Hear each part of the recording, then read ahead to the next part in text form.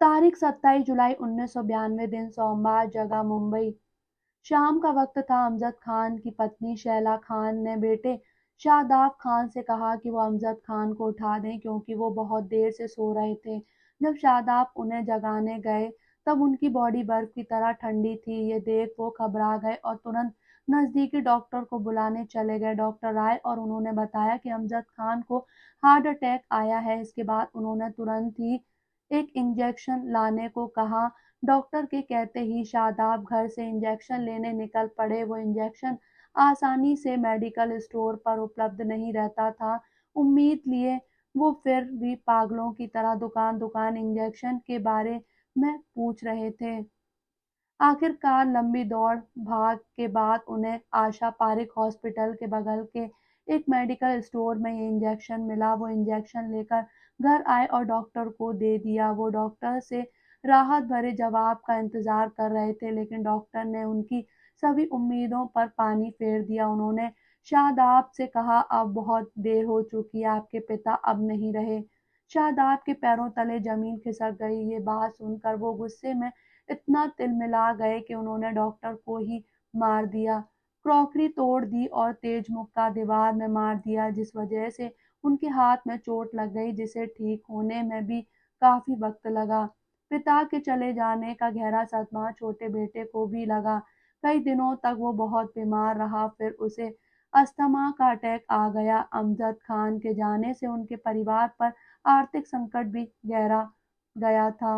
लेकिन उनकी पत्नी शैला ने हिम्मत दिखाई। परिवार के खातिर उन्होंने दुखों को दबाए रखा और कंस्ट्रक्शन बिजनेस में उतर कर परिवार का सहारा बनी। अमजद खान की लाइफ कई ट्रेजेडी से भरी रही। 30 के दशक के top most actor Jayant Zakaria Khan के बेटे होने के बावजूद उन्हें इंडस्ट्रीज में खुद की पहचान बनाने के लिए बहुत संघर्ष करना पड़ा। आज अमजद खान की 31वीं पुण्यतिथि पर जानिए उनकी जिंदगी के कुछ दिलचस्प किस्से। अमजद खान का जन्म 12 नवंबर 1940 को पेशावर में एक्टर जयंत के घर हुआ था। पेशावर अब पाकिस्तान का हिस्सा है। 1947 के भारत पाकिस्तान बंटवारे के बाद उनका पूरा परिवार मुंबई शिफ्ट हो गया।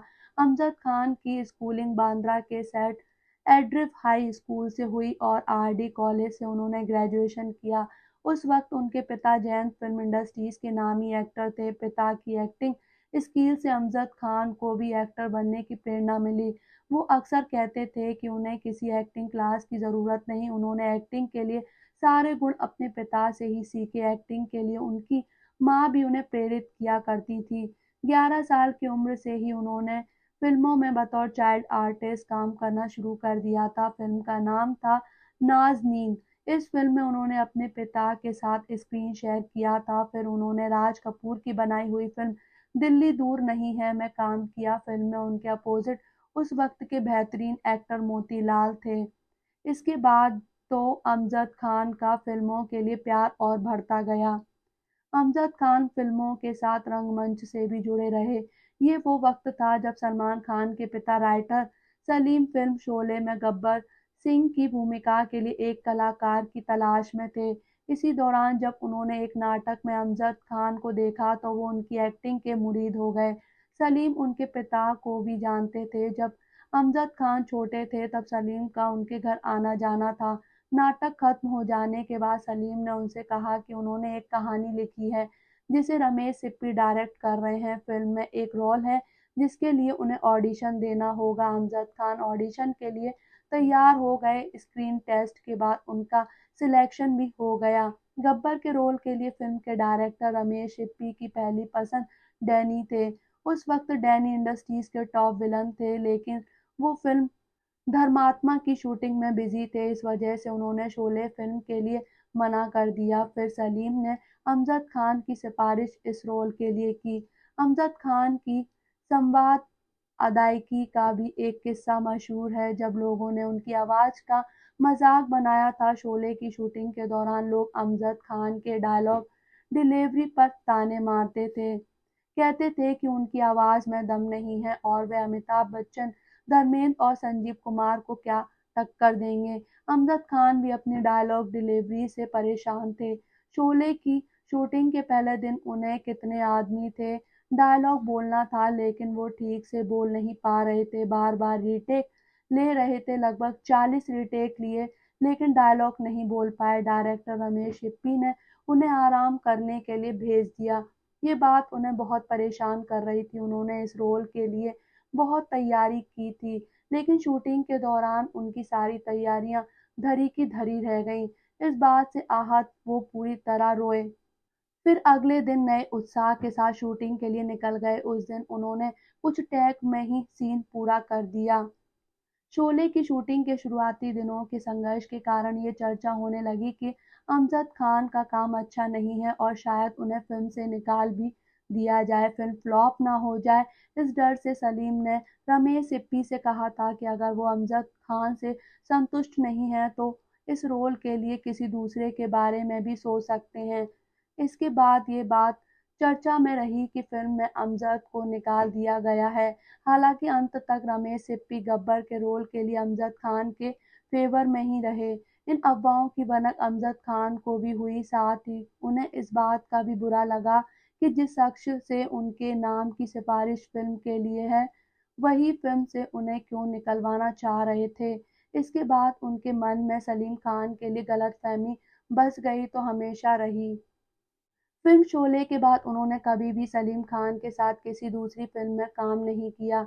जिस दिन फिल्म शोले के लिए अमजद खान को सिलेक्ट किया गया था, उसी दिन उनके बेटे शादाब का जन्म हुआ था। ये वक्त ऐसा था कि उनकी आर्थिक हालत बेहद खराब थी। बेटे के जन्म के तुरंत बाद ही वो शूटिंग के लिए निकल गए थे। दरअसल वो बहुत शर्मिंदा थे क्योंकि उनके पास पत्नी और बेटे को डिस्चार्ज कराने के लिए पैसे नहीं थे।